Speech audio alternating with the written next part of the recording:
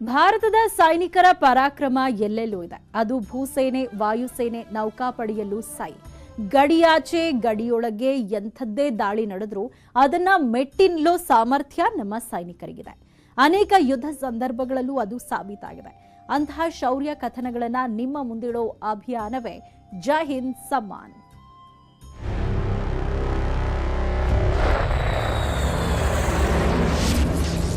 ಸಾವಿರದ 1971ರ ಯುದ್ಧದಿಂದಾಗಿ ಪಾಕಿಸ್ತಾನ ಇಬ್ಬಾಗ.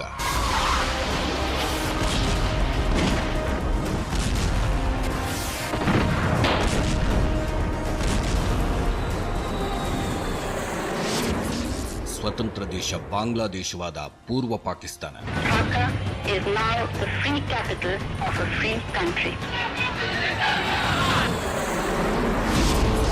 93,000 ಪಾಕ್ ಸೈನಿಕರು ಭಾರತ ಸೇನೆಗೆ ಶರಣು.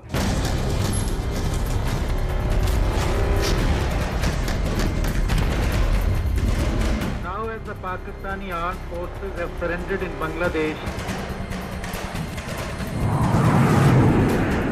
1971ರ ಯುದ್ಧ ಪಾಕಿಸ್ತಾನದ ಸ್ವರೂಪವನ್ನೇ ಬದಲಿಸಿಬಿಟ್ಟಿತು.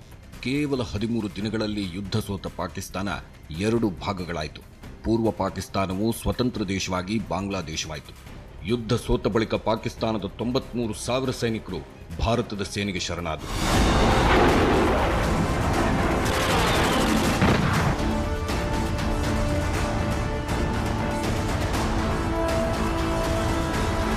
ಈ ಮೂಲಕ ಕಡಿಮೆ ಅವಧಿಯಲ್ಲಿ ಅತಿ ದೊಡ್ಡ ಯುದ್ಧ ಗೆದ್ದು ತನ್ನ ಪರಾಕ್ರಮವನ್ನು ಇಡೀ ವಿಶ್ವಕ್ಕೆ ಪರಿಚಯಿಸಿತು ಭಾರತ.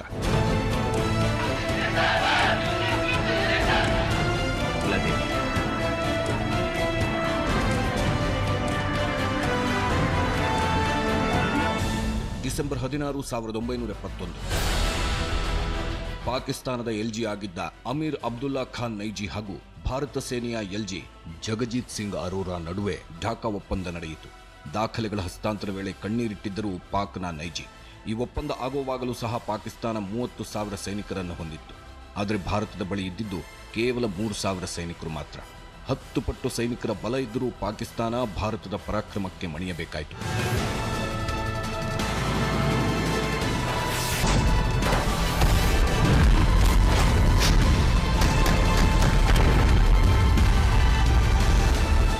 ಯುದ್ಧ ಭೂಮಿಯಲ್ಲಿ ಭಾರತ ಸೇನೆ ವಿರುದ್ಧ ಗೆಲ್ಲೋ ಸಾಮರ್ಥ್ಯ ಪಾಕಿಸ್ತಾನಕ್ಕಿಲ್ಲ. ಹಾಗಾಗಿ ಭಯೋತ್ಪಾದನೆ ಕೃತ್ಯಗಳನ್ನು ಎಸಗಿ ಪೋಷಿಸುತ್ತಲೇ ಬಂದಿದೆ ಪಾಕಿಸ್ತಾನ. ಭಾರತದ ಶಾಂತಿ ಕದಡೋ ಕೆಲಸಗಳು ನಿತ್ಯವೂ ನಡೀತಾನೆ ಇದೆ. ಈಗಲೂ ಅಫ್ಘಾನ್ ನೆಲದಲ್ಲಿ ಏನೇ ಪ್ಲಾನ್ ಮಾಡ್ತಿದ್ದರು ಪಾಕಿಸ್ತಾನ 1971ರ ಯುದ್ಧ ಅಲ್ಲಿನ ಸೋಲನ್ನೊಮ್ಮೆ ನೆನೆಸಿಕೊಳ್ಳೋದು ಒಳ್ಳೆಯದು.